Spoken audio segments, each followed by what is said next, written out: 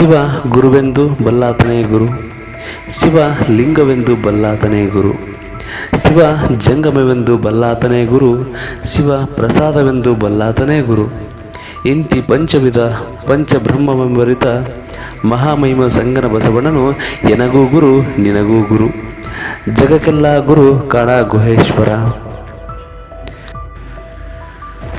ಶಿವನೇ ಗುರು, ಅವನೇ ಲಿಂಗ ಜಂಗಮ ಪ್ರಸಾದವೆಂದು ಅರಿತುಕೊಂಡವನೇ ನಿಜವಾದ ಗುರು.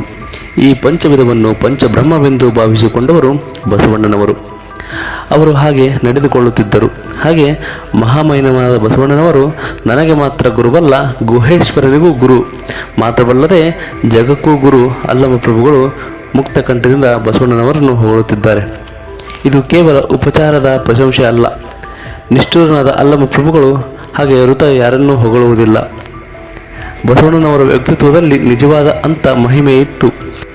ಅಲ್ಲಮ ಪ್ರಭುವಿನಂಥ ಮಹಾವಿರಾಗಿಯಾದಂಥ ಈ ಪ್ರಶಂಸೆ ಬಸವಣ್ಣನವರಿಗೂ ನಿಜವಾಗಿಯೂ ಧನ್ಯವೇ ಸರಿ. ಶರೀರ ಉಳ್ಳನ್ನಕ್ಕ ನೆರಳಿಲ್ಲದಿರಬಾರದು, ಭೂಮಿ ಉಳ್ಳನ್ನಕ್ಕ ಆಕಾಶವಿಲ್ಲದಿರಬಾರದು, ನಾನುಳ್ಳನಕ್ಕ ನೀನಿಲ್ಲದಿರಬಾರದು. ಗುಹೇಶ್ವರ ಲಿಂಗವು ಶಕ್ತಿಗೆ ಒಳಗಾಯಿತಾಗಿ ಬಚ್ಚಬರಿಯ ಬಯಲೆಂಬುದಕ್ಕೆ ಉಪಮಾನವಿಲ್ಲ. ಶರೀರವಿರುವವರೆಗೂ ಆ ಶರೀರದ ನೆರಳು ಇದ್ದೇ ಇರುತ್ತದೆ. ಭೂಮಿ ಇರುವವರೆಗೂ ಆಕಾಶ ಇದ್ದೇ ಇರುತ್ತದೆ. ನಾನು ಇರುವವರೆಗೂ ನೀನು ಇದ್ದೇ ಇರುತ್ತದೆ. ಹಾಗೆ ಗುಹೇಶ್ವರ ಲಿಂಗ ತನ್ನದೇ ಶಕ್ತಿಗೆ ಒಳಗಾಗಿರುವುದರಿಂದ ಅದು ಬಚ್ಚಬರಿಯ ಬಯಲು ಎಂಬುದಕ್ಕೆ ಉಪಮಾನವೇ ಇಲ್ಲ. ಪ್ರಾಪಂಚಿಕವಾದ ಶರೀರ ನೆರಳು, ಭೂಮಿಯ ಆಕಾಶ, ನಾನು ನೀನು ಎಂಬ ದ್ವಂದ್ವ ಇದ್ದೇ ಇರುತ್ತದೆ. ಆದರೆ ಅದು ಶಿವನಿಗೆ ಅನ್ವಯಿಸುವುದಿಲ್ಲ. ದ್ವಂದ್ವಾತೀತನಾದ ಅವನು ತನ್ನದೇ ಶಕ್ತಿಯ ವಶನಾಗಿ ಬರೀ ಬಯಲಾಗಿರುತ್ತಾನೆ. ಆ ಬಯಲು ಎಂಬುದು ಯಾವ ಹೋಲಿಕೆಯಿಂದಲೂ ವರ್ಣಿಸಲಾಗುವುದಿಲ್ಲ. ಬಯಲು, ಶೂನ್ಯ ಎಂಬ ಪದಗಳಲ್ಲೂ ಶರಣರಲ್ಲಿ ಒಂದು ಪರಿಭಾಷಿಕ ಭಾಷೆವಾಗಿರುತ್ತದೆ. ಅದು ಶಿವನ ನಿರಾಕಾರ ನಿರ್ವಿಕಲ್ಪ ಸ್ಥಿತಿ.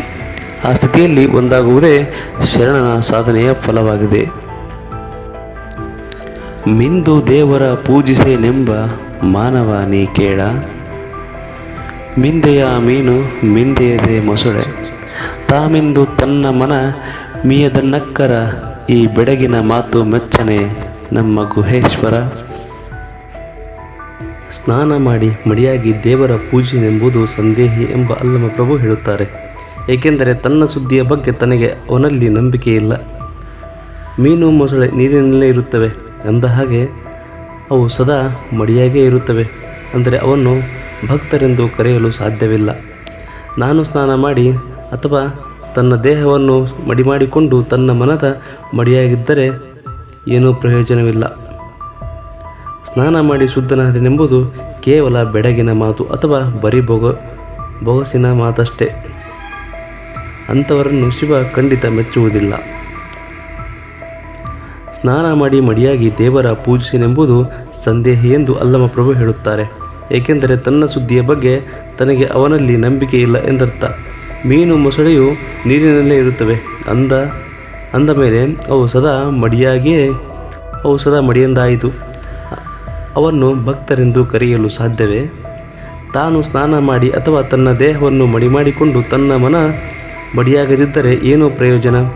ಸ್ನಾನ ಮಾಡಿ ಶುದ್ಧವಾದವೆಂಬುದು ಕೇವಲ ಬೆಡಗಿನ ಮಾತು ಅಥವಾ ಬರೀ ಬೊಗಸಿನ ಮಾತಷ್ಟೇ. ಅಂಥವರನ್ನು ಶಿವ ಖಂಡಿತ ಮೆಚ್ಚುವುದಿಲ್ಲ. ಬಹಿರಂಗ ಸುದ್ದಿಗಿಂತ ಅಂತರಂಗ ಸುದ್ದಿ ಭಕ್ತರಿಗೆ ಬಹಳ ಮುಖ್ಯವೆಂಬುದು ಈ ವಚನದ ಭಾವಾರ್ಥವಾಗಿದೆ.